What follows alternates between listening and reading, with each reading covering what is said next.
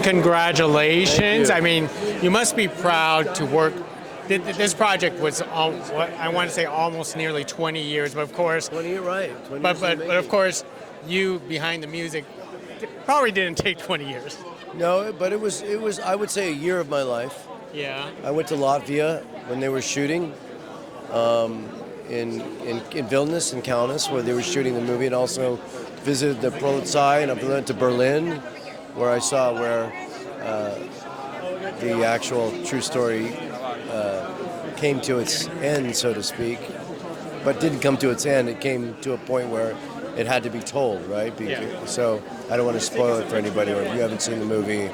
Have you seen the film? I have seen the film. So it is such a powerful story. In fact, I went to Berlin twice to that museum that commemorates Helmut Hübner, or shows the area what happened, to what happened to him, to his demise, but his journey to that point, and the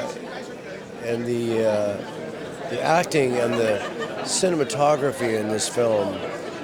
There's so many things that are I could talk endlessly about the attributes about this film, but not even discuss the music. Because the music, for me, I did a lot of preparation I wanted to write a score that was balanced between orchestra and also have that electronic fusion. I didn't want to do your traditional, so it's a balance between traditional and traditional in the score. But when I went on set like almost a year and a half ago, and loved. I was about 4 days, and loved what I saw. So tell me about being on a physical location that actually helps you develop. I've done it for years. When I feel like a film is integral to me being there and feeling what's going on, or on a set and watching people work, it informs me of a lot, especially for serious dramas and things that have a high degree of, or a high octane of emotional intrinsic quality into the story, and this is one of those. But I did it. I mean, I've done it on probably 20-25 of my 70 plus films where I've gone to set, and it's really affected my approach to the writing. So in the film like Truth and Treason, like this one, because it is a World War II era, what essence you definitely want to capture, the type of music that you want? Well, I went a little bit, there's a lot of scenes I went against the grain. I used, like I said, there's a lot of electronic nuance in this. And I don't mean like electronic score, but a lot of beds and things that have motion in that are not orchestral. And then there's also a fair amount. So I would say it's 60% orchestral, 40% electronic. Because last year I did a film that was a World War II based film, which was a really good joy. I really loved doing 688.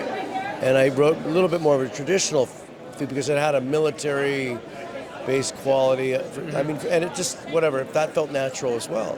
But this movie, I wanted to go, okay, I'm doing another movie that's in the same period of time, but a totally different story. But also a true story like what Tyler Perry brought to the world last year, the 688, which was about the WAC unit, But this one was about one individual who raised the consciousness with his three friends and completely went against the grain and risked his life to like many people did. And those are stories that need to be told. And I said it to this nice gentleman here, is that I love that it's told from a Jesus Christ Latter-day Saint, but a Christian perspective, a Christian sect perspective, not just a Jewish perspective. That's what's so beautiful about it, because it kind of links the chain. Because I'm not that religious. I always say I'm a humanist. I first learned that word many, many, many years ago when I was reading Shostakovich, one of Shostakovich's memoirs. Because he says, I'm a humanist. And I think religion is beautiful, and I always like to take the best things of different parts of religion, various religions, and of course I identify as being a Jew, but that's one of the really beautiful things about this film, told from that perspective. Well said. So what's coming up next with you? I'm in a process of kind of making a deal for about something, so I can't say what it is until it's close. But yeah, no, it's something that's really interesting, but I'm as I like to stay in the moment. I can say I'm writing can't say who it's for either, but I am going to write a violin concerto. I do a lot of films and visual arts, but I also do a lot of concert music. Yeah. So as well, but I really, really love this film and filmmakers, and when I got to meet Russ and Matt and John, and they're just such great guys. You know, they're good people, and also Bianca Fine, the cinematographer. She reminds me of remember Dante Spinotti? Yeah. I did a movie years ago called Flash of Genius that he did, and those incredible opaque, even though something's in color, but those beautiful opaque tones.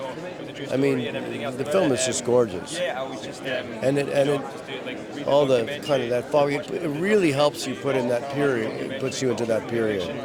I mean, you've seen it, so you know what I'm talking about. Well, Aaron, you put us into that period. So hey, thank you very much for talking about Truth and Treason. Thank you. Nice to meet you. Nice to meet you, Aaron.